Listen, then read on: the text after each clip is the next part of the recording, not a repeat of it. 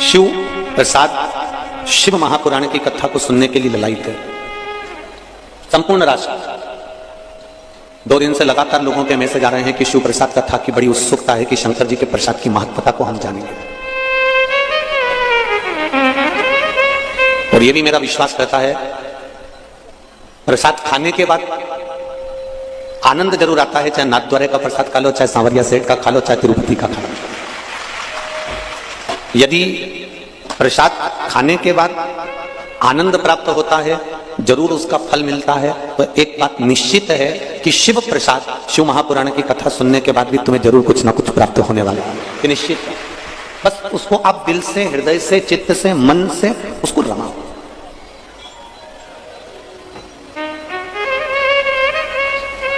आप जितना हृदय से सुनेंगे, आप जितना हृदय से श्रवण करेंगे, पीछे की साउंड की आवाज बढ़ा दीजिए, सबसे पीछे, सबसे पीछे, और पीछे की एलईडी भी चालू कर दीजिए।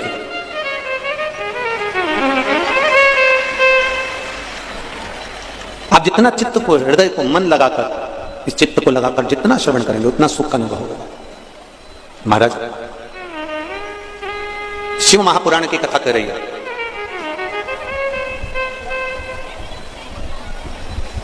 नींद आ रही है और बच्चे सोने नहीं दे आपको, तो आप बच्चे को डांट सकते हो। यह आपको पहले भी एक बार प्रसंग में कहा था। नींद आ रही है और भरचक आ रही है और बच्चे सोने नहीं देंगे आपको, तो आप बच्चे को डांट सकते हो। पर नींद आ रही है और मक्खी कान में भिन कर रही है, या मक्खी तुम्हारे सामने आकर घूम रही है, तुम्हें सोने नहीं दे रही है, तो क्या तुम मक्खी को डांट सकते हो? अरे बोलो तो जरा बड़ोदरा वाले, डांटोगे? नहीं। फिर क्या करोगे? बच्चे सोने नहीं देंगे तो बच्चों को डांटा जा सकता है, पर मक्खी सोने नहीं देगी तो मक्खी को डांटा नहीं जा सकता। एक काम कर सकते हो कि चद्दर ओढ़ लोगे, रजाई ओढ़ लोगे, या फिर मच्छरदानी लगाकर मुंह को ढाकर सो जाओगे। इसको समझदारी कहते हैं, इसको विद्वत्ता कहते हैं। अब जरा ध्यान दीजिएगा कि मक्खी को ना हम डांट रहे हैं, मक्खी को ना हम भगा रहे हैं। मक्खी से बचने का तरीका हमने ढूंढ लिया कि मुख पर चद्दर ओढ़ लो और रजाई ओढ़ लो या मुख ढाक लो, तो आप मक्खी आपको परेशान नहीं करेगी। उसी तरह संसार सागर में, कुटुंब में, नातों में, रिश्तों में, कबीले में, परिवार में अगर ये मन भटक रहा है और ये संसार के लोग, परिवार के लोग, कुटुंब के लोग जितने भी हैं, ये आपको भटका रहे हैं, आपके मार्ग से आपको हटा रहे हैं, तो शिव महापुराण की एक चादर एक दिन ओढ़कर सो जाइए, अपने आप ये मक्खियां भिन भिनाना बंद कर दो। इस चित्त को, इस मन को, इस बुद्धि को, इस हृदय को आप परमात्मा में लगाना प्रारंभ कर दो। आप उस परमात्मा के पास में इस चित्त को ले जाना प्रारंभ कर दो।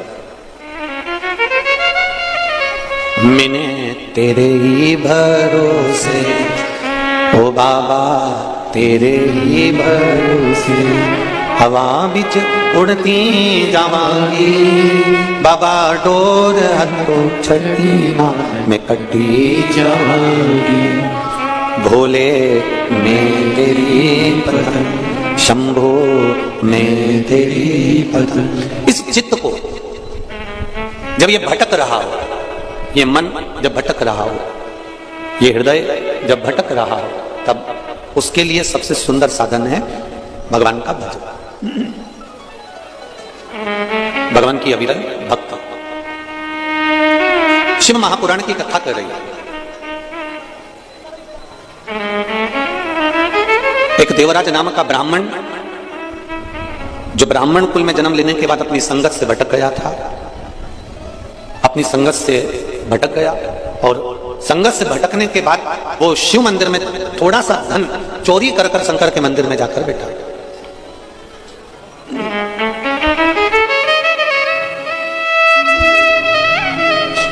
शिव मंदिर में जाकर वो बैठा। अब शिव मंदिर के अंदर जब वो जाकर बैठा, शरीर में ताप था, शरीर ताप के कारण तकलीफ भोग रहा था। एक ब्राह्मण देवता उसी मंदिर में बैठकर शिव महापुराण की कथा का वाचन कर रहे थे। ये सब कथा आपने इस व्यासपीठ के माध्यम से बार बार सुनी है, पर कथा का जो नियम है उसके अनुसार महत्तम का जो वर्णन है उसको हम श्रवण कर। ब्राह्मण का कर्म था कथा कहना, तो ब्राह्मण अपने आनंद के साथ उस कथा को कह रहा है। अब देवराज नाम का ब्राह्मण उस कथा को कितना ले रहा है ये उसके ऊपर। देवराज नाम का ब्राह्मण उस कथा को कितना प्राप्त कर रहा है ये उसके हाथ में। 100 रुपए लगाकर ऑटो में, 150 रुपए खर्च कर कर ऑटो में आप इतनी दूर कथा सुनने के लिए आए। अब ये आपके ऊपर है कि आप कितना ग्रहण कर रहे हैं, कितना प्राप्त कर रहे हैं। भगवान शिव से आप कितनी दिल की बात अपने देव अधिदेव महादेव से कह रहे हैं और भगवान शंकर से अपने हृदय से गुणगान कर रहे हैं। आपने लगाया 100 रुपए ऑटो में खर्च कर दिया, उससे कह दिया भैया मुझे वहां तक छोड़ आना, वो छोड़कर चले भी गया। आपने पति से भी कह दिया कि मुझे वहां तक छोड़िया, मुझे वहां तक ले जाओ। आपने अपने बच्चों से कह दिया मुझे कथा के स्थान तक छोड़िया। छोड़ने का काम उनका था, वो छोड़कर चले गए।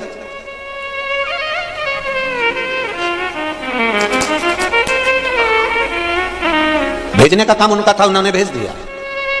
अब जितने लोग इस कथा में श्रवण करने के लिए बैठे हैं इन पंडालों के अंदर, दोनों तीनों पंडाल और जो बाहर के पंडाल हैं उनके अंदर जहां जहां आप लोग बैठे हुए हो, तो ये अब आपके ऊपर है कि आप इसमें कितना ग्रहण कर रहे हो, कितना प्राप्त कर रहे हो।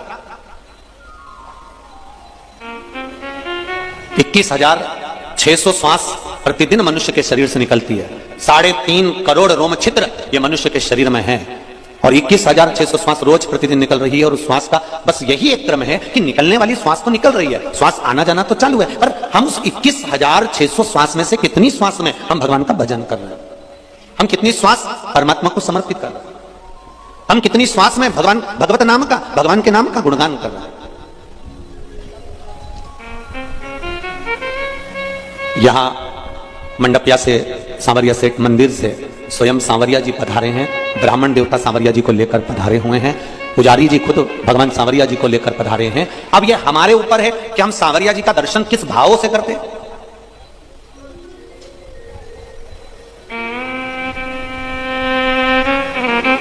हम किस भाव से भगवान को प्राप्त करते हैं। कई लोग ऐसे भी होते हैं जो मंदिर तक चले जाते हैं, जैसे देवराज नाम का ब्राह्मण मंदिर तक गया है, मंदिर के अंदर भी पहुंच गया है, मंदिर की चौखट पर भी पहुंच गया है, मंदिर के अंदर जाकर बैठ भी गया है, पर मंदिर के अंदर बैठने के बाद भी उसका चित्त नहीं लग पाया, उसका मन नहीं लग पाया, उसका हृदय नहीं लग पाया। पहुंचने से क्या है, पहुंचने को तो तुम कहीं पर भी पहुंच जाओ, पर दिल भी तो लगना चाहिए, हृदय भी तो लगना चाहिए, मन भी तो लगना चाहिए।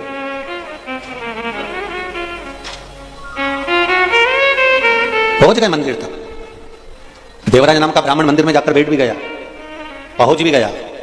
और ब्राह्मण जो शिव महापुराण की कथा का वाचन कर रहे हैं, ब्राह्मण जो शंकर भगवान की कथा कर रहे हैं, वो ब्राह्मण जयघोष भी कर रहे हैं। ऐसा नहीं है, बार बार ब्राह्मण कर रहा है हर हर महादेव, बोल बम का नारा है, जम के बोलो जरा, बाबा एक सहारा है। अब वो चिल्लाए भी, आवाज लगाए भी, बोले भी, पर देवराज की चित्तवृत्ति, देवराज का मन वहां नहीं पहुंच रहा। उसको तो ताप है शरीर में, कष्ट है उसके शरीर, मन नहीं लग पा रहा उसका, हृदय नहीं लग पा रहा उसका।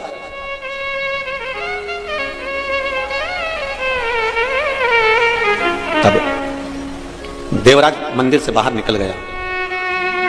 उसने कुछ लिया नहीं है उस मंदिर से, उस मंदिर से उसने कुछ प्राप्त नहीं करा, उस मंदिर से उसने कुछ लिया नहीं। मंदिर से बाहर देवराज पहुंच गए, एक बेलपत्री के वृक्ष के नीचे जाकर बैठ गए।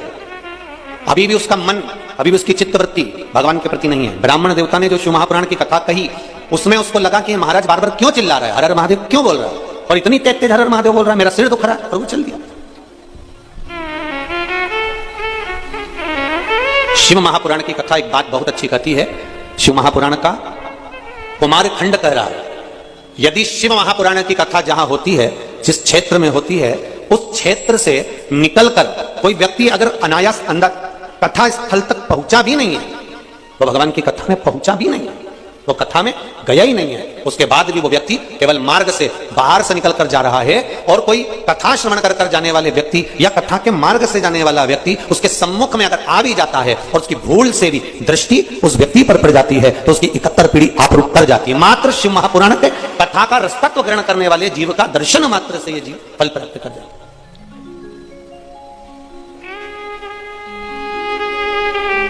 अब इतने सारे आप लोग पधारे हो ढेर, अब इतने सारे आप लोग आए हैं कथा सुनकर, जिस ऑटो में बैठकर जाओगे, गाड़ी में बैठकर जाओगे, कोई अगर कथा में नहीं भी आया ना तो वो गाड़ी में बैठे हो ना, तो उस गाड़ी में भी अगर तुम्हारे कपड़े का स्पर्श भी हो गया, तुम्हारे से छूकर कोई हवा उस तक पहुंच भी गई, तो अब जरा विचार करो, इतने आए हो।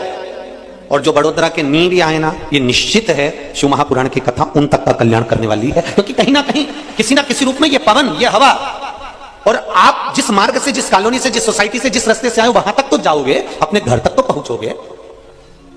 और ऑटो वाला कहां तक छोड़ देगा तुमको? नीचे तक, बिल्डिंग तक तो जाओगे। उस बिल्डिंग तक पहुंचने में भी तो 8-10 घर पड़ेंगे, 8-10 घर में तुम्हारे पांव की रज तो गिरेगी, और गिरेगी तो कल्याण तो करेगी। अभी कथा हुई थी इंदौर में, तो हमने कहा था वो कोरोना की जो बीमारी होती है ना, उसकी जो कोरोना का जो इन्फेक्शन है, जो बीमारी है, काय से फैलती है? छुआछूत से। तुमने कोई का कपड़ा छू लिया, बीमारी लग गई। बोलो सही है कि गलत है? अरे जम के तो बोलो, सही है। तुमने कोई हाथ लगा लिया, बीमारी हो गई। कोई गेट छू लिया, बीमारी हो गई। हॉस्पिटल का कोई सामान छू लिया, बीमारी हो गई। सब्जी का बैग उठा लिया। इसलिए पहले जब जैसे ही कोरोना चला तो पहले ही मना कर दिया कि साफ बंद कर दिया। बंद करने का कारण क्या था? तुम्हें घर में लाकर बिठा दिया कि तुम कहीं जाओगे नहीं तो छुओगे नहीं। पर फिर भी लोग इतने चतुर हैं, इतने चतुर हैं कि इनका तो मन ही नहीं करता ना विगत जब तक घर से नहीं निकल जाए। तो कैसे भी, मैं अब भी घूम के आया, भले कोई नहीं निकला तो भी गाड़ी से भुर करके आप कह रहा मैंने तो किसी को छुआ ही नहीं। कहां गया था? बस बाजार। पेट्रोल पंप चालू था? हाँ। पेट्रोल डलवाया? हाँ। मैंने तो किसी को छुआ ही नहीं। पेट्रोल डलवाया, डालने वाले ने ढक्कन बंद करा, गाड़ी टच हुई, तूने अंदर बैठा पैसे का लेन देन करा, बोले छुआया कि नहीं छुआया? भले तुम्हारी दृष्टि में नहीं आया कि मैंने किसी को छुआ ही नहीं, तुम तो बिल्कुल कड़क, मैंने किसी को नहीं छुआ। कई लोग कहते हैं मैंने कभी किसी का बुरा ही नहीं किया। भगवान ऊपर से देखता रहता है, अरे वो भेरू। भगवान भी कहता है मुझे सब मालूम है, तू ये मत सोच कि तूने किसी का बुरा नहीं करा, मेरे को सब मालूम है। अभी 3 दिन पहले की बात है, बैठा हुआ था बाहर गार्डन में, और बैठे बैठे एक मच्छर तेरे ऊपर आके बैठ गया, और तूने अब बोल रहा है कि मैंने किसी का बुरा ही नहीं किया। अरे तय कि नहीं तय? अब कहे लोग कहने वाले मैंने किसी को नहीं छुआ, इसके बाद में हमारे घर में बीमारी आ गई, समझ में नहीं आया, फिर भी कोरोना गया। स्पर्श मात्र से अगर कोरोना बीमारी फैल सकती है तो ये शिव महापुराण की कथा कर रही है, सुनकर जाने वाले के मात्र स्पर्श दर्शन, उसके चरण की रज से भी मेरे शिव की करुणा हो सकती है, कृपा हो सकती है। ये निश्चित, बिल्कुल निश्चित। प्रसाद, शिव महापुराण की कथा चल रही है, और प्रसाद का मतलब क्या होता है? प्रभु का साक्षात दर्शन। प्रसाद जो अपन लिखते हैं प्रसाद, उसका मतलब ही केवल इतना है कि प्रभु का साक्षात दर्शन। अब जरा विचार करिएगा, बहुत अच्छे से कथा सुनना। ये 7 दिन की शिव महापुराण की कथा, प्रसाद शिव महापुराण की कथा है। पूरा देश सुनने के लिए बैठा हुआ है, और बड़ी ललकता से लोग फेसबुक यूट्यूब तक चालू कर करके बैठे हैं कि हमें प्रसाद की महत्वता समझना है। तो पहले तो सबसे पहले देवराज की कथा से प्रसाद की शुरुआत करते हुए अपन आगे बढ़ते हैं कि प्रसाद की मूलता क्या है। प्रभु का साक्षात दर्शन। अब विचार करिएगा, तुम बद्रीनाथ नहीं गए, तुम्हारा रिश्तेदार बद्रीनाथ गया और बद्रीनाथ से प्रसाद लेकर आया और तुम्हें दिया, बोलो दिया कि नहीं दिया? चलो जाने दो, अभी ये भी जान दो। आज की ही बात देख लो, हमारे बहेड़िया परिवार में हम लोग रुके हुए हैं। अब आज हमारी ट्रेन भी लेट हो गई 3-4 घंटा। तो अब भगवान भी पूरी परीक्षा लेता है। जो आने वाली थी सुबह 7 बजे, वो आई सुबह 10-11 बजे। अब पहुंचे, फिर लाड लेके लाड लड़ाया, ठाकुर जी की सेवा करी, भोलेनाथ जी का पूजन किया, मंत्र जाप स्मरण कर कर कथा की तैयारी। कथा में पहुंच गए, फिर पूछा जजमान से क्यों, कितनी देर का रास्ता है? बस 10 मिनट में पहुंच जाएंगे। अच्छा है इन सबकी रिश्तेदारी यमराज से नहीं है, नहीं तो ये यमराज इनसे पूछ ले, क्यों रे कमला बाई को लेके जाना है, कितनी बजे आऊं? बस 10 मिनट में जा। और मालूम पड़े कमला बाई उससे पहले की भग गई।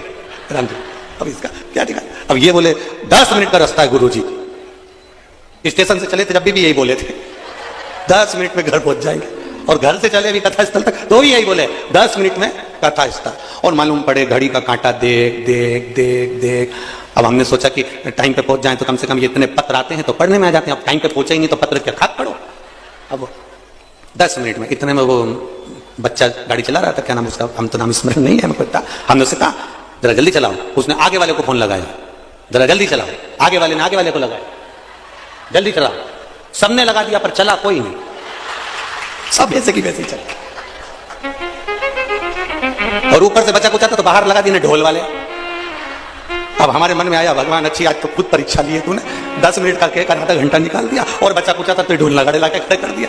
अब इनके बीच में थोड़ा अब बेचारे किधर से ढोल बजाए, अपन उनको नी भी देखो तो उनको भी बुरा लगे। बताओ गुरु जी आया और फूला फूला चले गया तो मन लगता तो है। तो अब उनका भी बजा लो तुम तो बजा लो। अब ढोल वालों की भी आदत, दूल्हा सामने रहे तो और दम दम के बजा, अब ढोल वाले भी बजा। अब उनको उत्साह तो बड़ा, इसका नाम बिल्कुल सही है, बड़ोदरा ही अच्छा है, एकदम बढ़िया, इसमें कोई दिक्कत वाली बात नहीं, बढ़िया। अब विचार करा जाए जरा, एक विचार अपने चित्त में आए। कोई नाथद्वारा गया, नाथद्वारा से प्रसाद आया, हम जहां पर बहेड़िया जी के यहाँ रुके हुए हैं वहां प्रसाद भी पहुंचा। आज बाबा की कृपा थी, श्री जी बाबा की, तो प्रसाद पहुंच गया। प्रसाद का मतलब क्या होता है? प्रभु का साक्षात दर्शन तो है, मना नहीं है कि प्रभु का साक्षात दर्शन नहीं, प्रभु का साक्षात दर्शन तो है, पर प्रसाद लेकर आने वाला, प्रसाद देने वाला, प्रसाद पहुंचाने वाला, ये सब कौन है? बद्रीनाथ जाने वाला बद्रीनाथ गया, नाथद्वारा जाने वाला नाथद्वारा गया, सांवरिया जी जाने वाला सांवरिया जी गया, एकलिंग जी जाने वाला एकलिंग जी गया, कांकरोली जी जाने वाला कांकरोली जी गया, सोमनाथ जाने वाला सोमनाथ गया।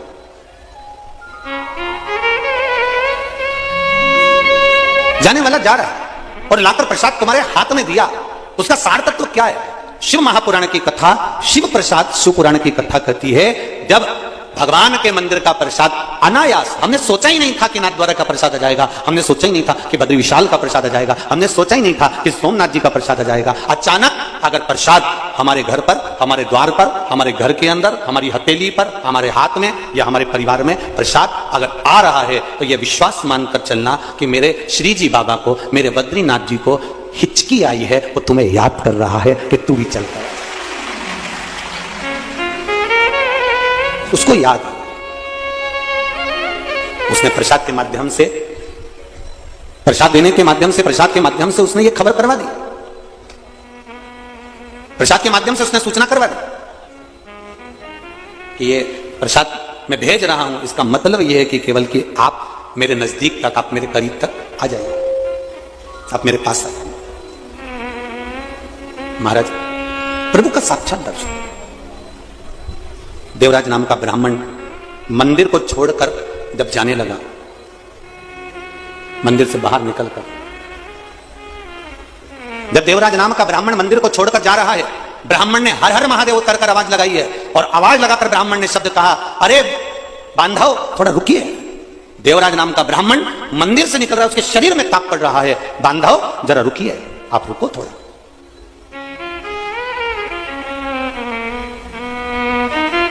बांधव रुको जरा।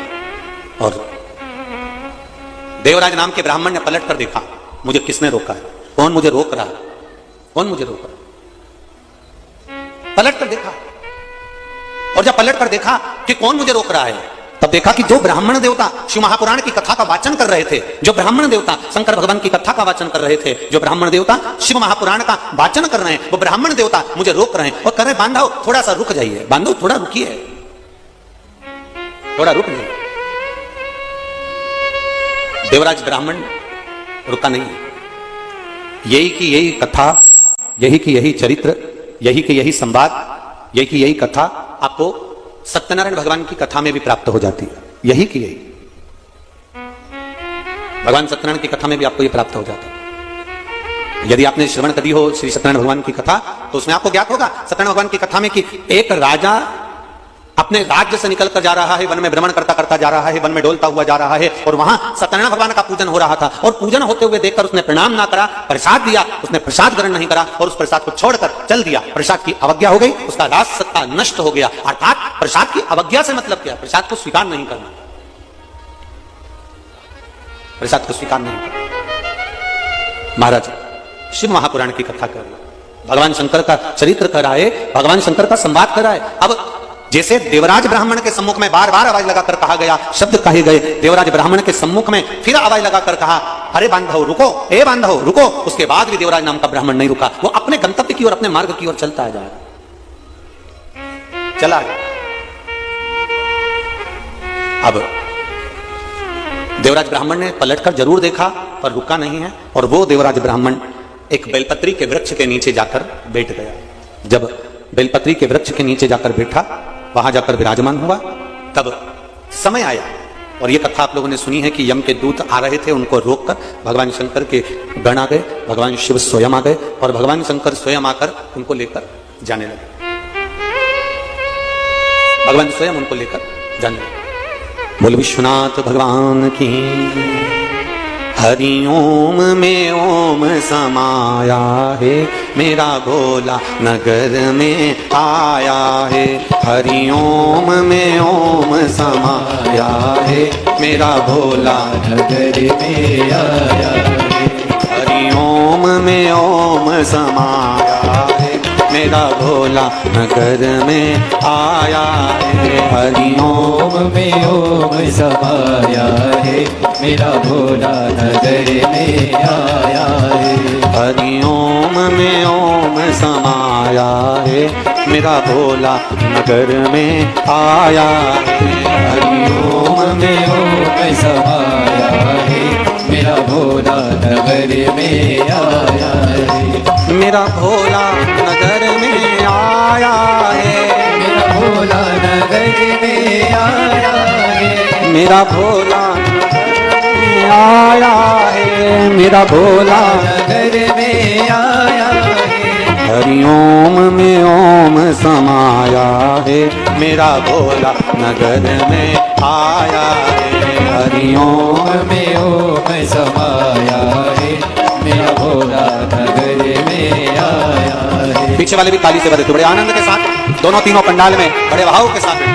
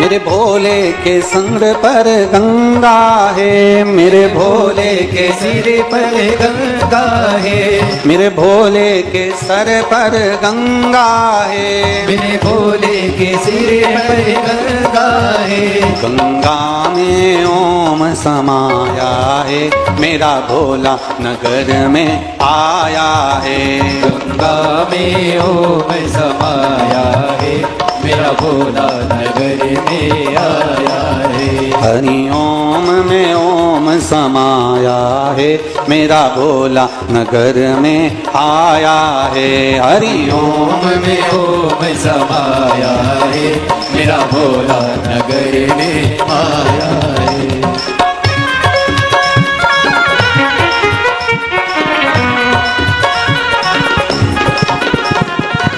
भजन वालों के साउंड सेट करिए, आवाज में वैसा भरा वगैरह रखने बाद सारे बात ध्यान करो सबके गाने वालों के।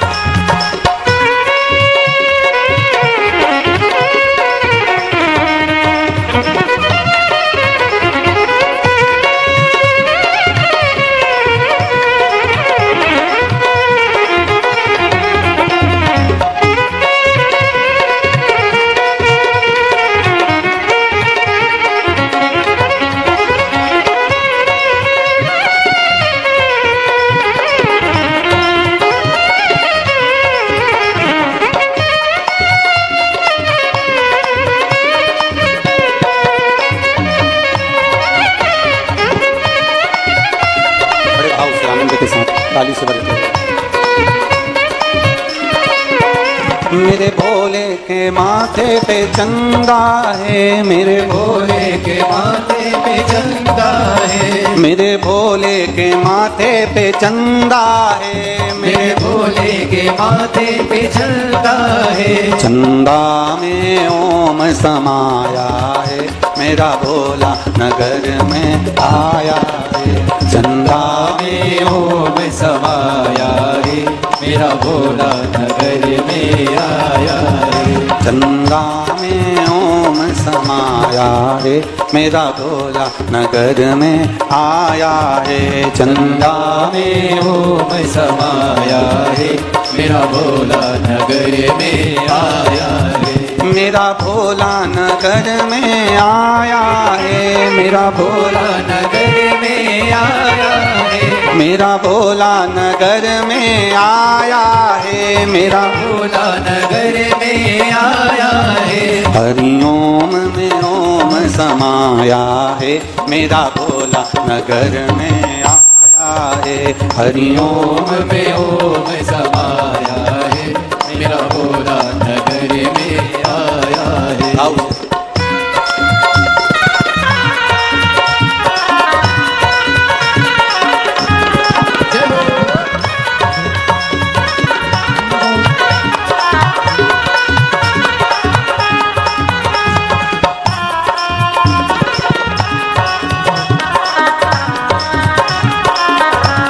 शंभो शंभो।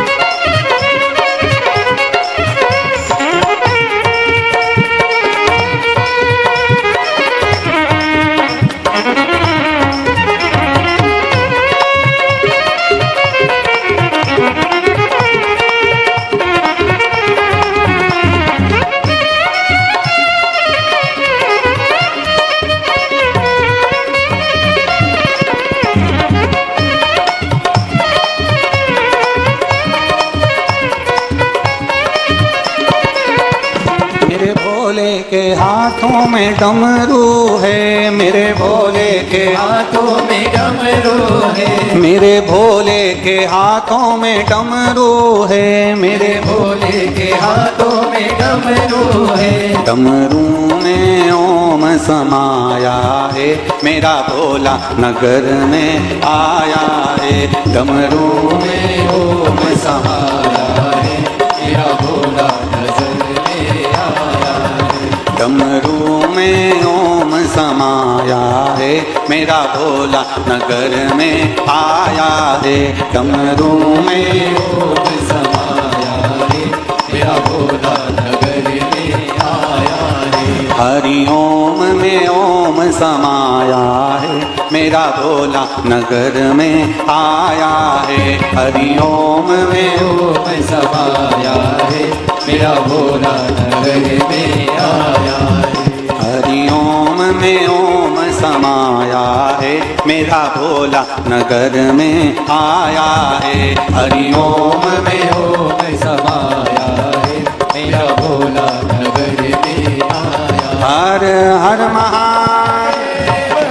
अपनी जगह बैठकर भगवान शिव से अपने हृदय की बात, अपने दिल की बात, अपने मन की बात बाबा देवादिदेव महादेव से कहें। राम मालिक है, अपने हृदय की बात, अपने चित्त की बात, अपने मन की बात देवादिदेव महादेव से प्रार्थना करें। हृदय की बात बाबा देवादिदेव महादेव से, मूल मंत्र का स्मरण सभी भाव से करें। श्री शिवाय नमस्तुभ्यं, श्री शिवाय नमस्तुभ्यं, श्री शिवाय नमस्तुभ्यं, श्री शिवाय नमस्तुभ्यं, श्री शिवाय नमस्तुभ्यं। भोला सब दुख काटो मारा, ओ भोला सब दुख काटो मारा। शिव शंकर जपो तेरी माला, भोले बाबा जपो तेरी माला, भोला सब दुख काटो मारा, ओ भोला सब दुख काटो मारा। देवराज नाम का ब्राह्मण बेलपत्री के वृक्ष के नीचे बैठा हुआ है। भगवान शिव की कृपा देखिए।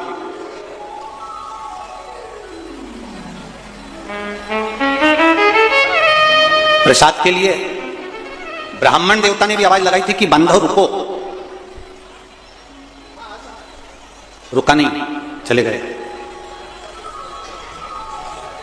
बेलपत्री के वृक्ष के नीचे पहुंच गया, प्राण छूटे, भगवान शिव का धाम प्राप्त हो गया। अब एक बात थोड़ा सा स्मरण में रहे आपके और हमारे, पहले भी कथा में कहा, आज फिर कर,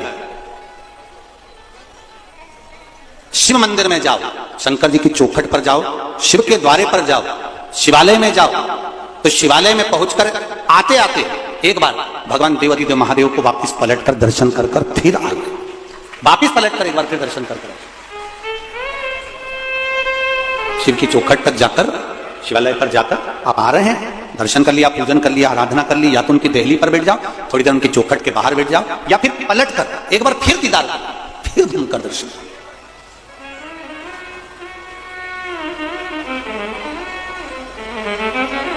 जब हम द्वार पर से घूमकर भगवान का दर्शन करते हैं तो मणिभद्र की कृपा, भगवान शिव का जो द्वारपाल है मणिभद्र, उसकी कृपा हम पर जरूर होती है, उनकी उदारता, उनकी दया हम पर जरूर होती है, ये निश्चित है। शिव कृपा कर रही है, शिव कथा कर रही है। भगवान शंकर को जो चीज समर्पित होती है, भगवान शिव को जो समर्पित किया जाता है, भगवान शंकर को जो चढ़ाया जाता है, शिव से वापिस हम जो प्राप्त करते हैं वो शंकर भगवान की औषधि के रूप में प्राप्त करते हैं। अब एक बात बहुत अच्छे से ध्यान में रखिएगा, किसी संत के दरवाजे पर, किसी सदगुरु के द्वार पर, भगवान की चौखट पर, भगवान के मंदिर में, देवालय में जब हम जाते हैं तो हम संत के द्वार पर जब हम जाते हैं तो कुछ ना कुछ उस संत के द्वार से बन सके, तो आप वहां से जो प्रसाद लेकर आ रहे हैं, जो आप प्राप्त कर कर ला रहे हैं, वो केवल प्रसाद नहीं होता, केवल प्रसाद नहीं है। शिव महापुराण की कथा यह तक कहती है कि केवल वो प्रसाद नहीं है, यहां तक शिव पुराण कर रही है कि जिस संत के द्वार का हम वो प्रसाद लेकर आ रहे हैं, जिस मंदिर का हम वो प्रसाद लेकर आ रहे हैं, वो प्रसाद ही नहीं रहता, केवल वो औषधि भी निर्मित हो जाती है। अगर भगवान के श्री विग्रह से वो स्पर्श मात्र हो जाए तो औषधि भी हो जाती है, वो एक औषधि के तुल्य भी है।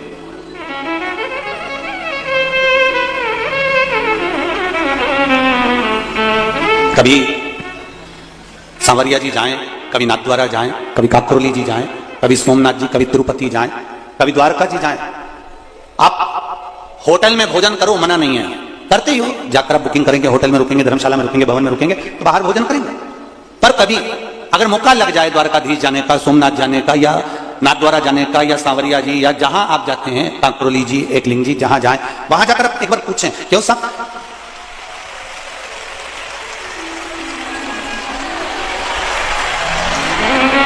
आप उनसे विनती कर सकते हैं कि सब हमको यहां पत्तल प्रसाद मिल सकता है,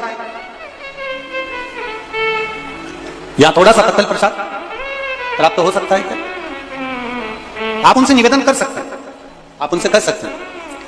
और निवेदन जैसे 4 जगह शादी हो रही है, आप समझ लेना जरा, 4 जगह पर शादी चल रही है और एक जगह पर कहीं अन्नकूट महाप्रसाद चल रहा है, तो शिव महापुराण की कथा यहां तक कहती है कि 4 जगह पर 56 भोग क्यों ना बनाओ, उसको भी थोड़ी देर के लिए छोड़ दो, और कहीं अन्नकूट की महाप्रसादी अगर हाथ में भी प्राप्त हो रही है तो वो हमको औषधि प्रदान कर देती है, वो हमको सुख प्रदान कर देती है, वो हमको अमृत तत्व प्रदान कर देती है, वो हमको अमृत तत्व दे जाता है। अब देवराज नाम का ब्राह्मण जब चला, ब्राह्मण ने आवाज लगाई, बांधव रुको, देवराज नहीं रुका। जब देवराज देहली से बाहर हो गया, दरवाजे से बाहर हो गया, द्वार से बाहर हो गया, शरीर में ताप पड़ रहा था, शरीर में कष्ट हो रहा था। शरीर में ताप पड़ने के कारण जब वो दरवाजे से बाहर निकला, उस समय पर देवराज नाम के ब्राह्मण को वहां पर कुछ सामग्री जैसे आपको पहले भी कथा में कहा कि शिव जी को जो चढ़ता है, शंकर भगवान को जो समर्पित होता है, बेलपत्री शिव जी को जो समर्पित होती है, जल जो शिव जी को समर्पित होता है, वो थोड़ा सा कहीं चरणामृत के रूप में, थोड़ा सा कुछ पंचामृत के रूप में देवराज नाम के ब्राह्मण को भी प्राप्त हो गया। बहुत अंतर है महाराज। देवराज नाम के ब्राह्मण ने वो चरणामृत, वो पंचामृत जो द्वार पर मिल रहा था शिव मंदिर के, उसको लिया जरूर है पर उसको पान नहीं करा, उसको छोड़ दिया गया, एकांत में कहीं ले जाकर उसको डाल दिया गया। अब जरा ध्यान देना, कितना कितना हमारे यहाँ शास्त्र करा है कि मान लो आपके सामने सांवरिया जी का प्रसाद आ गया, नाथद्वारे का प्रसाद आ गया, बद्रीनाथ का प्रसाद आ गया, द्वारका जी का प्रसाद आ गया, तिरुपति का प्रसाद आ गया, या 12 ज्योतिर्लिंग में से किसी ज्योतिर्लिंग का प्रसाद आ गया, और मान लो आपका व्रत है और आप वो प्रसाद नहीं ग्रहण कर सकते, तो फिर क्या करोगे? शिव महापुराण की कथा कहती है उसको हाथ में लेकर मस्तक से लगाकर भले आप दूसरे को प्रदान कर दो, पर प्रसाद अगर तुम्हारे पास में आया है तो उसका स्पर्श जरूर करिए। उस स्पर्श मात्र से भी आपको सुख का अनुभव होगा, मात्र स्पर्श मात्र से। और चलो सहज भाषा में, शिव मंदिर के बाहर आ रहे हो, शंकर की चौखट से बाहर आ रहे हो, शंकर भगवान के द्वार से बाहर आ रहे हो, पीछे पलट कर देख लिया, ठीक है। नहीं पलट कर देखा तो देहली पर भी अगर आपने हाथ फेर लिया और द्वार पर भी यदि आप हाथ फेर कर हृदय से लगाकर, मस्तक से लगाकर वापिस आ भी जाते हो, तो उसमें भी प्रसाद का ही फल प्राप्त होता है। शिव की चौखट पे प्रसाद का फल मिल जाता है। शंभु शरणे पड़े मांगो घड़ी रे घड़ी, दुख काटो दया करी ने दर्शन। एकमात्र प्रसाद का सम्मान, आदर, सत्कार और उसका फल हमारे जीवन में सुख प्रदान कर जाता है। श्रीमद् भागवत, आत्मदेव नाम का ब्राह्मण जिसकी पत्नी को संतान नहीं है, आत्मदेव नाम का ब्राह्मण अपने प्राणों को त्यागने गया, ये श्रीमद् भागवत कहती है। और जाते जाते एक संत मिल गए, संत के चरण पकड़ लिया, बाबा मेरे यहाँ संतान नहीं है, आप कृपा करेंगे? होगी। संत ने कहा तेरे यहाँ 7 जन्म तक संतान का सुख नहीं है।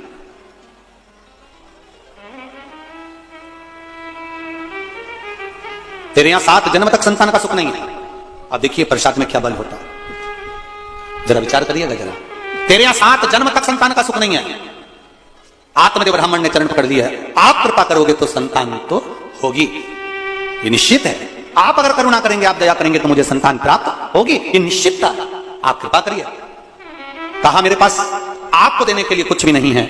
तब आत्मदेव नाम के ब्राह्मण ने कहा संत की जो झोली होती है वो खाली नहीं होती है, वो झोली में संत के पास भले कुछ ना हो पर वो झोली में कुछ ना कुछ भरा जरूर होता है। मैं जानता हूं आपकी झोली में जरूर कुछ होगा और आप मुझे प्रदान करेंगे, ये निश्चित है, आप मुझे देंगे। देखिए अब होता है कोई कोई आपको, कई लोग मिलेंगे जो आशीर्वाद भी दे देंगे, कई लोग मिलेंगे जो आपको बेल भभूति भी दे देंगे, कई लोग मिलेंगे जो आपको बहुत कुछ अपने पास से निकालकर आनंद की कोई वस्तु भी दे देंगे। पर शिव महापुराण की कथा कहती है शंकर भगवान के पास जाओगे, शिव के द्वार जाओगे तो भगवान शंकर को आपने केवल एक लोटा जल जो चढ़ाया है, शिव को जो बेलपत्र समर्पित करी है, शिव को जो एक दावना चावल का समर्पित करा है, शंकर को एक फूल की अगर पंखड़ी भी चढ़ाई है, तो शिव कथा कहती है आपको मांगने की जरूरत नहीं पड़ेगी। जब आप पात्र लेकर घर जाएंगे तो शिव खुद उसको भरकर भेज देता है, उसमें मांगने की जरूरत नहीं पड़ती। और उसका प्रमाण देखिए, एक पत्र आया है,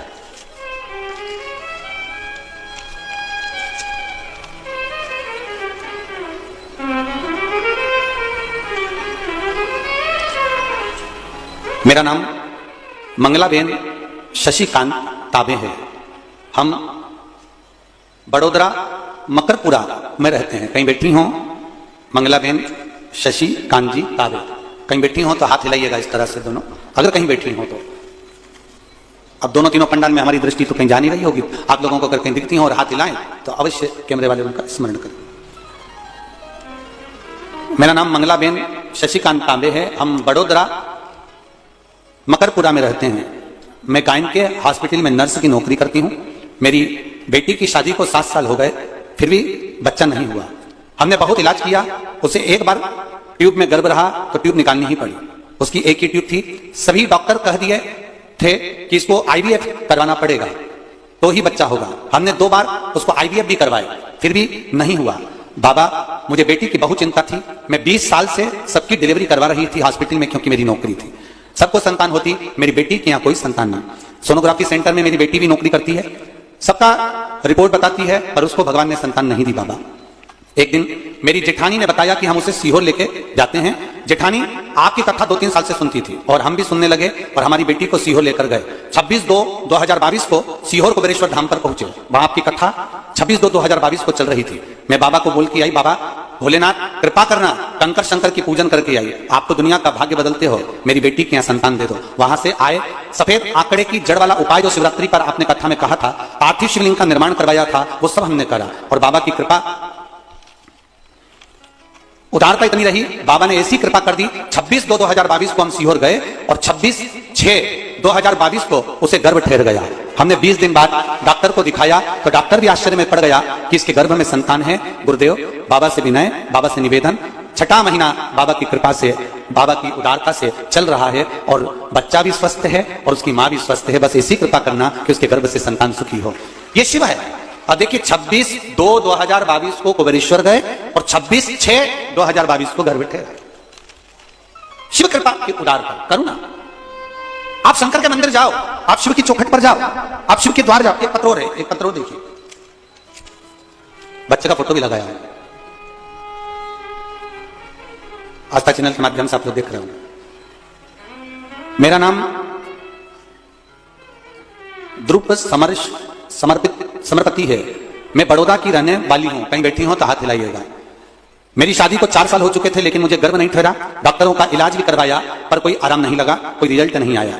बाबा की कृपा से आपने जो पशुपति व्रत, महादेव का व्रत किया और 3 सोमवारी पूर्ण हुए थे और बाबा की कृपा से सफेद आंकड़े की जड़ वाला प्रयोग करा और शिव की कृपा से मैं गर्भवती हो गई और बाबा की कृपा से मेरे यहाँ एक संतान का जन्म हुआ। मैं बाबा को प्रणाम करने, नमन करने के लिए। ये शिव तत्व है, ये शंकर, ये ओघड़ी है।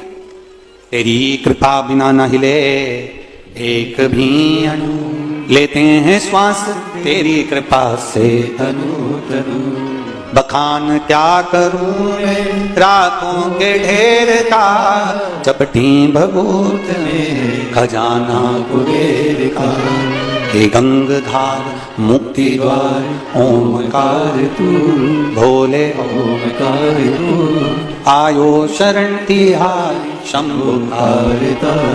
यदि हम भगवान शिव के मंदिर जा रहे हैं, एक लोटा जल चढ़ा रहे हैं, एक बेलपत्र चढ़ा रहे हैं और बेलपत्र भी तुम नहीं लेकर गए हो, शिव जी पे चढ़ी हुई बेलपत्र उठाकर ही अगर हम शंकर भगवान को समर्पित कर रहे हैं तो ये निश्चित है उसका सुख हमको अवश्य प्राप्त होगा, उसका आनंद हमको अवश्य प्राप्त होगा, उसका फल हमको अवश्य मिलेगा। केवल उसकी चौखट तक पहुंच जाना, उसके द्वार तक चले जाना। और फिर निवेदन है, शिव महापुराण की कथा आप लोग सुन रहे हैं। शिव प्रसाद, शिव महापुराण की कथा का आज प्रथम दिन प्रारंभ हुआ है।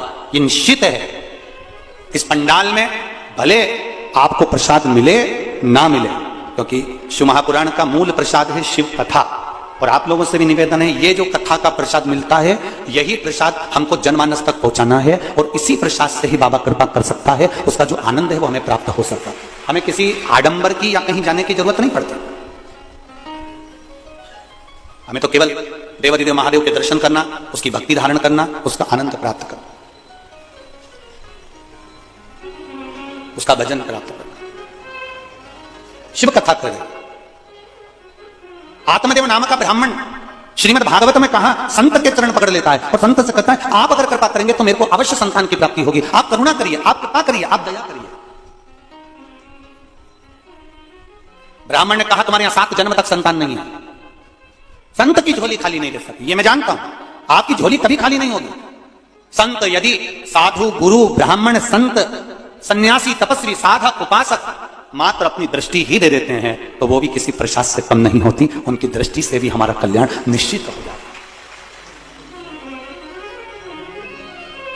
आप केवल अपनी दृष्टि ही दे देंगे तो कृपा होगी। पकड़ लिया संत का चरण, नहीं माना, संत ने अपनी झोली में से फल निकाल कर दिया। ये श्रीमद् भागवत कहती है। वो फल देकर कहा ये तेरी पत्नी को खिला देना। और वो फल प्रसाद का मिला था और वो फल प्रसाद का उसने अपनी पत्नी को दिया और कहा गर्भ ठहर जाएगा। और पत्नी ने क्या करा? आप लोगों ने तो खूब भागवत सुनी, बड़ौदा में तो खूब भागवत होती, बड़ौदा के अंदर।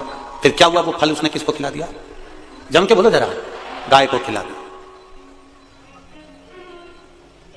अब वो गाय से जो संतान हुई वो गोकर्ण हुई और इसको संतान नहीं हुई तो इसने अपनी सहेली से संतान को ले लिया। उसका नाम धुंधकारी हो गया। एक जरा सा प्रसाद का अपमान हुआ था और वो प्रसाद का अपमान इतना हुआ कि धुंधली को कुएं में कूद कर अपने प्राणों को त्यागना पड़ा। एक बात आप लोगों से थोड़ा सा कहना चाहेंगे, थोड़ा अगर आप लोगों को अच्छी लगे जिंदगी में तो उतारिएगा जरूर। हमारे यहाँ शिव महापुराण में लिखा है शंकर भगवान का जो प्रसाद होता है, चलो शिव पुराण का नहीं मानो तो स्कंद पुराण का मान लो, 16 सोमवार संकट सोमवार आप में से किसी ने करें? 16 सोमवार कोई करें यहाँ पर? संकट सोमवार किसी ने व्रत करें? बहुत से लोगों ने रखो 16 सोमवार संकट सोमवार के अगर कोई व्रत करता है, 16 सोमवार के व्रत करता है तो उसमें जो प्रसाद बनता है चूरमे का, और जब उद्यापन होता है, उद्यापन में जो प्रसाद बनता है उस प्रसाद को उसी दिन समाप्त करना पड़ता है, उसी दिन। रात भर शिव का प्रसाद नहीं रखा था। ये अब तो बहुत ज्यादा संख्या में भीड़ होने लगी, इसलिए बेलपत्री व्यासपीठ से देना बांटना बंद कर दिया। नहीं तो पहले सा शिव महापुराण के अनुसार 6 दिन तक व्यासपीठ पर शिव पोथी पर जो बेलपत्र चढ़ती है वो बेलपत्र औषधि का कार्य करती है। 7वें दिन जो बेलपत्र चढ़ती है वो कुबेर भंडार का कार्य करती है। ये शिव महापुराण में आपने कई बार सुना होगा। 6 दिन तक बेलपत्र जो बाबा को समर्पित कर कर, पोथी की बेलपत्र पहले हम लोग दे दिया करते थे। किसी का कमर या बहुत ज्यादा कोई डिप्रेशन में रहता था, या कोई का शरीर में बहुत कहीं डायलिसिस चल रहा है या कैंसर चल रहा है, तो यहाँ की बेलपत्र दे दे। अब इतना भीड़ होने लगा तो बेलपत्र आपको नहीं दे पाता। पर शिव महापुराण की कथा करें, शंकर भगवान का चरित्र करा, शिव स्मरण करा,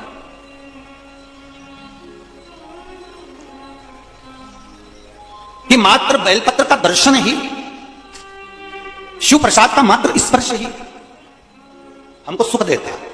और हम जब व्यासपीठ से बेलपत्र देते थे तो हम एक बात जरूर कहते थे कि इस बेलपत्री को रात भर नहीं रखना, आप रात से पहले इसको प्रसाद के रूप में जो लेकर गया है वो चबा चबा कर उसको खा ले। ये हमने पहले की कथाओं में आपने सुना होगा। किस किसने सुना है? सुना है समय? तो पहले की कथा में आप लोगों ने श्रवण किया होगा। हम कहते थे इसको रात भर नहीं रखना, इसको पूरा चबा चबा कर खा लेना। उसका तत्व, क्योंकि जैसे जैसे रात्रि बढ़ती चली जाती है, जैसे जैसे रात्रि का क्रम बढ़ते चले जाता है, भगवान शंकर का जो प्रसाद होता है उस प्रसाद पर भगवान शंकर के गणों का हिस्सा प्रारंभ हो जाता है, भगवान शिव के गणों का हिस्सा प्रारंभ हो जाता है। मध्य रात्रि के पहले पहले तक आप भगवान शंकर की जो बेलपत्र है, भगवान शिव का जो आप लोग, कई माताएं, किसी के शरीर में कपड़ दर्द है, किसी के घुटने में दर्द है, किसी के कमर में दर्द है, वो शिव मंदिर जाती है, जल चढ़ाती है, एक बेलपत्र बाबा की उठाकर वहां खा लेती है, लेकर आती है। बहुत अच्छा था, उसको लाकर आपने रख दिया, रखा है, पड़ा हुआ है, थोड़े दिन तक रखा रहा। केवल शिव महापुराण की कथा ऐसी है जिसके अंतर्गत शास्त्र वर्णन करता है कि जो प्रसाद आपने शिव जी का लेकर आए हो उसको रात्रि के मध्य से पहले उसको पूर्ण तरह से समर्पित कर दो। नहीं तो कई बार हम बड़े बड़े मंदिर जाते हैं, वहां से बहुत सारा प्रसाद लेकर आ जाते हैं, लेकर तो आ गए, अब वो प्रसाद थोड़े दिन तक तो तुमने 2-1 दिन तक तो खाया, खाने के बाद उस प्रसाद को फिर फ्रिज के ऊपर रख दिया, फ्रिज के ऊपर से उठाया, फिर फ्रिज के, बोलते जाओ जरा, बोल तो, फ्रिज के अंदर रख दिया, फ्रिज के अंदर रखा, सब्जी के पीछे गया, दूध की भगोनी के पीछे गया, फिर फल के पीछे गया, फिर 9-10 दिन बाद याद आया प्रसाद, 9-10 दिन बाद आया प्रसाद। अब प्रसाद को हिड़कर खाने लगे तो उसमें घी की गंध आने लगी, तो तुमने सोचा अब ये गड़बड़ हो गई। अब किसको दिया? बर्तन वाले, गाय नहीं, तुम इतनी जल्दी गाय को दे दोगी? हो गया कल्याण। बर्तन वाली को, सफाई वाली को, सुन, मैं वहां गई थी ना, वहां से बहुत सारा प्रसाद ले आई थी, रखा है तो ले जाना, सबको दे देना। आज के जमाने की बर्तन वाली, तुम जितना वीआईपी नहीं खाओ उससे दुगना वीआईपी वो खाए, तुम्हारा ये घी की गंधा ये खाए। अरे रेंदोरी बड़ोदरा वाली हो, रेंदो तुम मेरी बहन हो, तुम तो रेंदो, गजब। तुमने दिया बर्तन वाली को, बर्तन वाली ने प्रसाद लेकर गई, रास्ते में जाते जाते उसने देखा, ला खा लो, भूख लग रही थी, 2-4 जगह बर्तन मांजना थे तो उसने लिया मुंह में। ये भाभी तो बहुत गजब करी, गाय का प्रसाद दिया, वो चलती चलती उसने कहीं पटका गया। अब वो गाय के पास गया, जमीन पर गया, गटर में गया, कि कहां गया, उसका दोष उसी को लगेगा जो लेकर, जैसे गौदान, तुमने तो ब्राह्मण को गाय दान दे दी, संकल्प तुमने छोड़ा, दान तुमने दी, ब्राह्मण गाय लेकर गया, जब तक दूध दी तब तक रखा, दूध देना बंद कर दी, उस ब्राह्मण ने दूसरे को बेच दी, दूसरे ने तीसरे को बेची, तीसरे ने चौथे को बेची, बेचते बेचते वो गाय कसाई के पास पहुंच गई। गाय जब कटी, दोष इनको नहीं लगा, दोष उसको लगा जिसने हाथ में जल, चावल, पुष्प, सुपारी लेकर, एक सिक्का लेकर जिसने संकल्प छोड़ा। बेटी का कन्यादान अगर पिता करता है और बेटी को अगर ससुराल में दुख होता है, जितने लोग रिसेप्शन में आए हैं दुख उनको नहीं होगा। बोलो रीजी जी, होगा? सबने गुलाब जामुन खाई और बेटी को दुख आया तो सब छाती तान के खड़े हो कि बेटी को दुख कैसा गया? कोई नहीं बोलेगा, सब मुंडा बंद करके बैठ जाएंगे, सब खा पी के गए। लिफाफा 500 का तुम्हें दे गए और तुमसे 500 कदम की दूरी बना गए कि अब इस शादी के मामले में हमसे बात मत करना कि सुख है कि दुख है। पर जिसने कन्यादान करा वो बाबुल रोएगा कि नहीं रोएगा?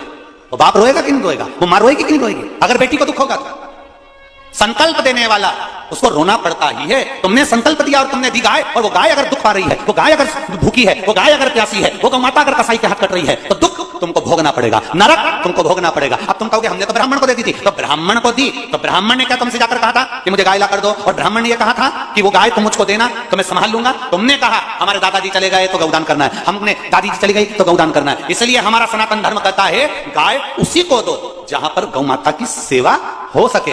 बेटी को ऐसी जगह मत दो कि बहुत धन देख लिया। बेटी को देने से पहले ये देखो कि जिस जमाई के साथ बेटी को दे रहे हो, जिस लड़के के साथ बेटी को ब्याह रहे हो, वो बेटी को सुखी रखेगा कि नहीं रखेगा। मालूम पड़े पेट्रोल पंप देख लिया ना, गाड़ी ने बंगला देख लिया और रोज बेटी आंख से आंसू ढाल ढाल के रोए अपने पापा से कि पापा कहां दे दी? धन की अपने कमी थी क्या बाबूल? अगर देखना था तो लड़का तो अच्छा दिखना था, मदिरा का नशा करता है, व्यसन करता है, गालियां देता है, अपशब्द करता है, तो ऐसा धन किस काम का? वो संपदा किस काम की? कन्यादान करने वाले बाबुल को रोना पड़ता है, गौदान करने वाले व्यक्ति को रोना पड़ता है। उसी तरह शास्त्र यहां वर्णन कर रहा है, शास्त्र कर रहा है प्रसाद आप लेकर आए, उतना लेकर चलो और लायो, दलिया भरकर लायो, डब्बा भरकर लायो, मिठाई ढेर सारी लायो, तो उसको बांटते हुए चलो। पर आसक्ति इतनी प्रबल होती है, जब प्रसाद ज्यादा दिखता है तो हमारी आसक्ति भी बढ़ जाती है। हमारे पास में 10 किलो लड्डू रखे रहने दो, अभी बाद में दूंगी, रखे रहने दो, अभी बाद में दूंगी, रखे रहने दो, बाद में दूंगी। फिर विचार आया कि मेरा बेटा खाएगा, बेटे ने विचार करा पत्नी खाएगी, पत्नी ने सोचा पोता खाएगा, पोते ने सोचा बच्चा खाएगा, जीजी खाएगी। वो प्रसाद रखा रखा रखा रखा रखा रखा, सब एक दूसरे का इंतजार कर रहे हैं, ये खाएगा वो खाएगा, किसी ने नहीं खाया।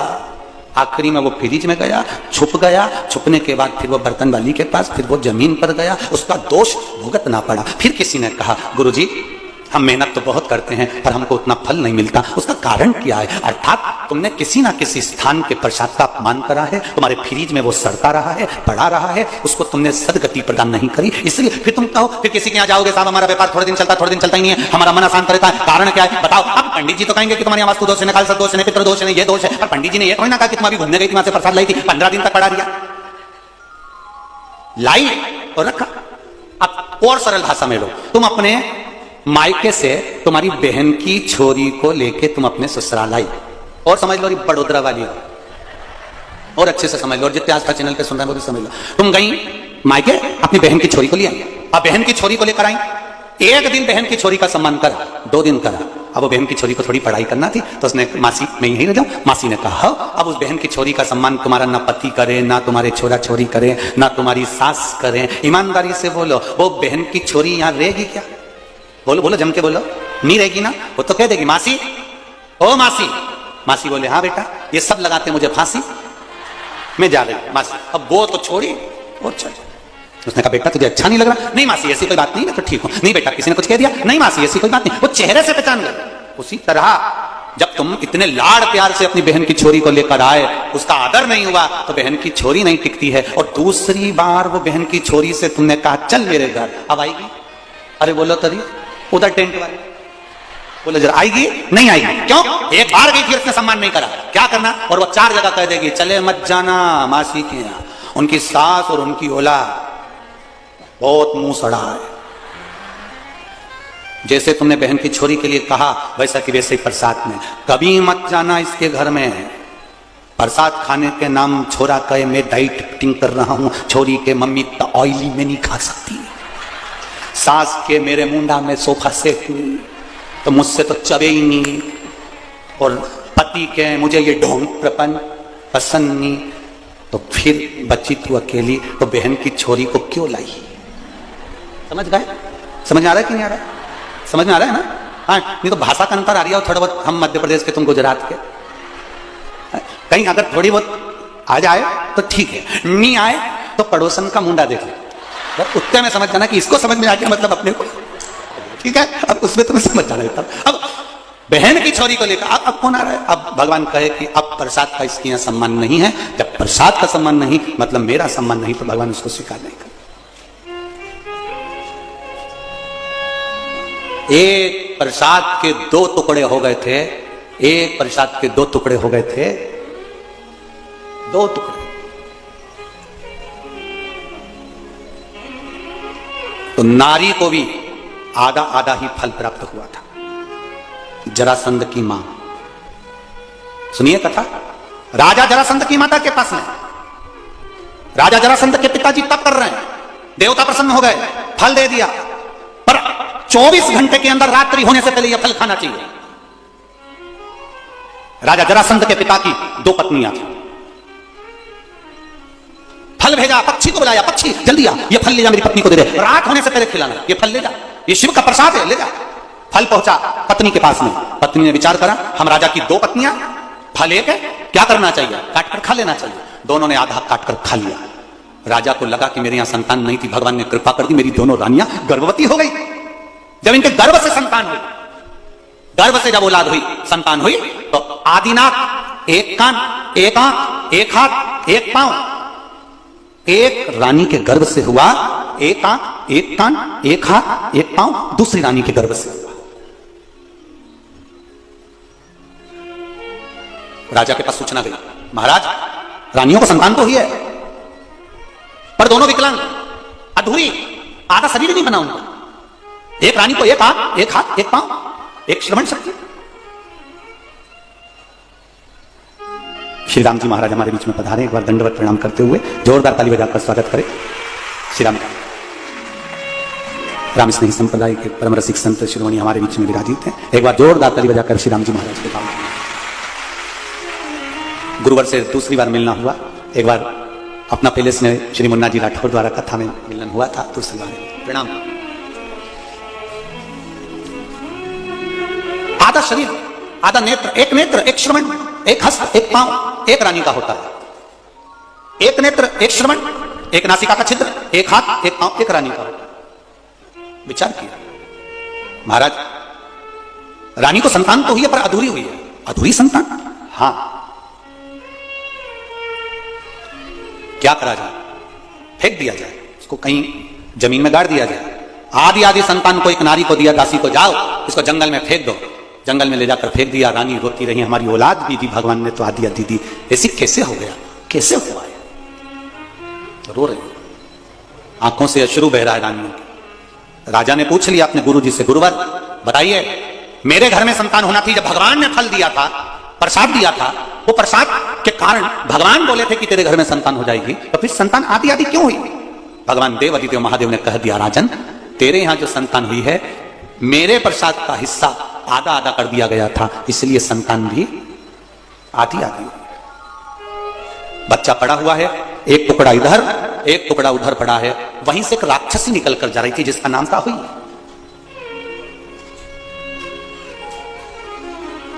उसने देखा बच्चा रो रहा है पर आधा है, उसके होठ भी आगे कटे हुए हैं, आंख एक है, परंतु उसने उठाया। आगे जाकर देखा दूसरी जगह बच्चा रो रहा था, उसने उसको भी उठाया। उस अहोई राक्षसी माया जानती थी और माया से इतना ज्यादा प्रबल हो गई, दोनों बच्चों को हाथ में लेकर उसने ईश्वर का स्मरण करा, भगवान का, और अपनी माया से बच्चे को जोड़ दिया। बच्चा रोने लगा, एक हो गया। राजा के पास लेकर चली गई, महाराज ये आपका पुत्र है, इसको संभाल कर रखिए। राजा ने कहा था, मां मेरा बच्चा तो आधा आधा हुआ था, ये पूरा कैसे हो गया, ये पूर्ण कैसे हो गया?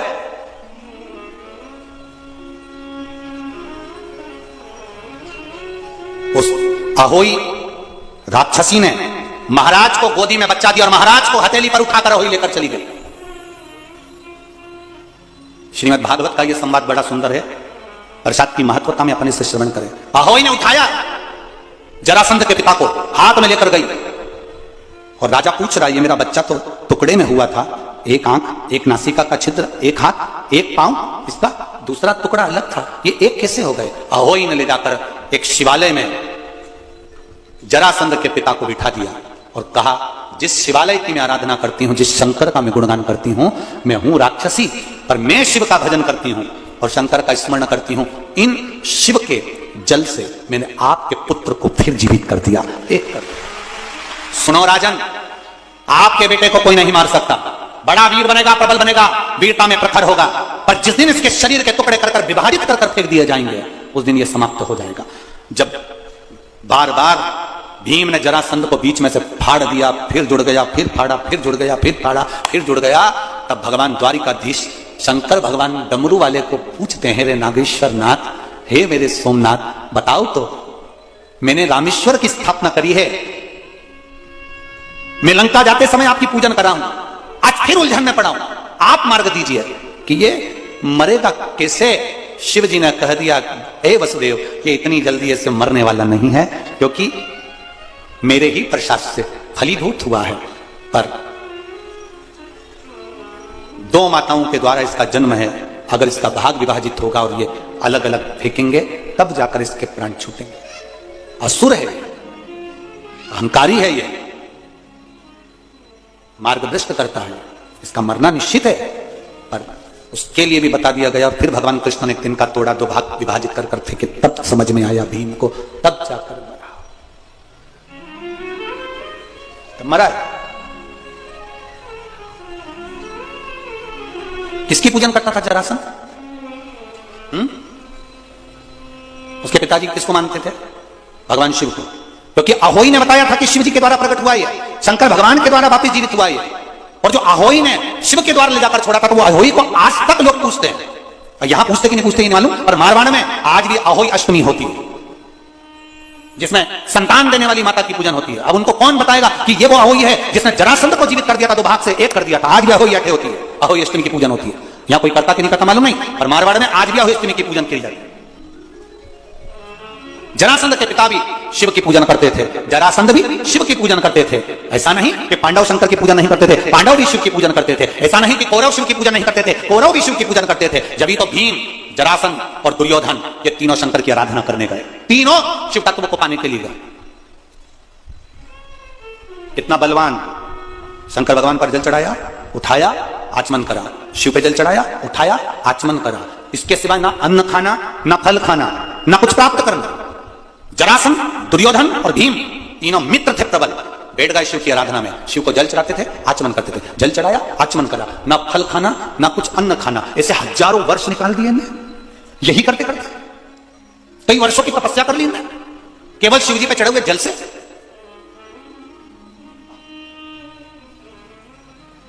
भीम से रहा नहीं गया, भीम ने कह दिया, मुझे बहुत भूख लग रही है जरासंध। दुर्योधन, मुझे भूख लग रही है। दुर्योधन कहने लगा, तू तो बड़ा भूखा व्यक्ति है, तुझे बड़ी भूख लगती है, हम शंकर भगवान को चढ़ा हुआ केवल चरणामत लेंगे, इसके सिवा कुछ नहीं लेंगे, तेरी मर्जी पड़े जहां चले जाए। अब इन दोनों ने चरणामत लेना प्रारंभ करा, भीम उठे, फल खाने चले गए, और इतने में शंकर भगवान प्रकट हो गए, और शिव जी प्रकट होकर बोले, मांगो तुमको क्या चाहिए, क्या दूं मैं तुमको। जरासंध और दुर्योधन ने दोनों ने कहा, हमको 20-20 हजार हाथी का बल दे दीजिए। जरासंध और दुर्योधन करें, 20-20 हजार हाथी का बल दे दीजिए हमको, इतना प्रबल बल हमको चाहिए। शंकर भगवान ने कहा, तथास्तु, दिया 20 हजार हाथी का बल। अब इनको अभिमान आ गया, भीम के पास आए और आते से कहते हैं, इतना भूखमरा है, बताओ, हमको वर मिल गया और इसको कुछ नहीं मिला, खाने के चक्कर में रह गया। भीम ने केला फल सब छोड़ दिया, शंकर जी की आराधना करने चले गया। शिव जी प्रसन्न नहीं हुए, क्यों? शंकर भगवान को मालूम है ये इनसे ज्यादा चतुर है, ये वर मांगेगा, पर ये अगर मैंने दुर्योधन और जरासंध को 20 हजार हाथी का बल दिया है, तो शिव जी जानते हैं ये 40 हजार से कम नहीं मांगेगा। बहुत विद्वत्ता होती है, बड़े बेटे में और छोटे बेटे में बहुत अंतर होता है। बड़ा लड़का कभी भी मम्मी पापा से इतना पैसा नहीं मांगता है कि पापा मुझे इतना देना, बस मांगेगा तो थोड़ा बहुत, 5,000 दे दो, 500 रुपए दे दो, 200 रुपए दे दो। और छोटा इतना खोटा होता है ना, वो जब भी आएगा तो मम्मी के पास जाएगा, पापा के पास बाद में। बड़ा बाप को प्रिय, छोटा मां को प्रिय, तुरंत जाएगा। मम्मी क्या है, सारे स्कूल के लोग जा रहे हैं पिकनिक, मेरे को भी जाना, ये ले, कितने रुपए ले जाना है, 5,000, ये ले, ये तो स्कूल में जमा हो जाएंगे। अब बड़ा बेटा इतना नहीं कह सकता था, मम्मी तो सब स्कूल में जमा हो जाएंगे, मुझको तो दो, इसी में से सब कर ले, नहीं मेरे को तो अलग से चाहिए। मां ने निकाला, दे दिया, ये ले। फिर गया वो पापा के पास, पापा क्या हुआ? सब जा रहे हैं पिकनिक मनाने, तुझे जाने की जरूरत नहीं है, दिन भर मोबाइल चलाता रहता है, नहीं जाएगा तू, सब ने जाना है, मेरे को भी जाना है। तब मैं 1 रुपया नहीं दूंगा, मत दो, मम्मी ने दे दिया, ठीक है चले जा। मम्मी ने तो स्कूल में जमा करा था, 1 रुपया म्यूजियम में नहीं है। सब कहते हैं बाप इतना पैसे वाला, औलाद को देखो एसी दे रही, और सारे दोस्त चाउमीन खाएंगे और मैं नहीं खाऊंगा, अच्छा लगेगा? पापा ने 200 रुपये, 200, ये 200 में तो 2 दोस्त ही होंगे। फिर पिताजी ने 500 दिए, चल जा यहां से। इतना होशियार, भैया भैया बोले क्या है? भाई तेरे पास कुछ है क्या? क्यों क्या हो गया? मैं सारे दोस्त पिकनिक करने जा रहे हैं भाई, प्लीज दे देना कुछ। छोटा भाई ने दे दिया। जी जी, जी जी बोली हाँ, तेरे पास कुछ है क्या? देना 200 रुपए दे दे। उसको मालूम इससे ज्यादा देगी भी नहीं, तो उसने 200 ही मांगा, 200 से ज्यादा ही देने वाली है नहीं, 200 ही मांगा। और उसने भी कह दिया नहीं दूंगी, मेरे पास 200 रुपए है नहीं, तूने भी तो राखी पे मुझे 200 ही दिया था, नहीं दूंगी, तो आप 50 ही दे दे। तो हमारे यहाँ कहते भागते भूत की लंगोटी काफी, तो उसने 50 ही दे दे, इन्हें 50 ही ले लिया, 50 ले लो आगे। बस अब शिवजी इसके सामने नहीं आए, भगवान शंकर भीम के सामने आए ही नहीं, पहुंचे ही नहीं। शंकर भगवान को मालूम था ये बहुत चतुर है। एक बार मैं छुप गया था इस भीम से जाकर, पांडव जब केदारनाथ आए मैं जाकर छुप गया, ये मुझे पहचान गया, ना मुझे युधिष्ठिर पहचाना, ना मुझे अर्जुन पहचाना, ना नकुल ना सहदेव पहचाने, मैं नंदी के रूप में था। इसने इतनी चतुरता करी है कि एक पर्वत पर पांव रखा, दूसरे पर्वत पर पांव रखा, और क्या कहे सारे पशुओं को दौड़ाओ मेरे नीचे से, इधर से निकालो। सारे पशु निकल गए। शंकर भगवान के मैं नंदी के रूप में इसके नीचे से तो नहीं निकलूंगा। शंकर भगवान गए नहीं, इसने पहचान किया।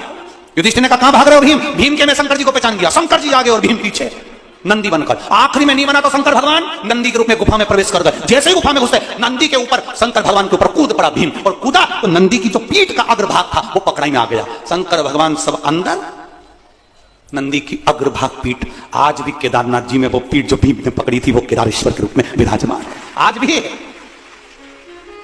आज भगवान कहीं नहीं जाऊंगा मैं, ये ज्यादा मांग लेगा। भगवान नहीं गए। आखिरी में जब शंकर भगवान नहीं गए तब पार्वती जी ने कहा तुम्हें जाना चाहिए कायदे से पूछने के लिए, जाओ जरा। पार्वती जी बोली, शिव जी ने कहा मैं नहीं जाऊंगा, कुछ भी हो नहीं जाएंगे, इनके पास जाएंगे। और सीधी सीधी बात है, सांप,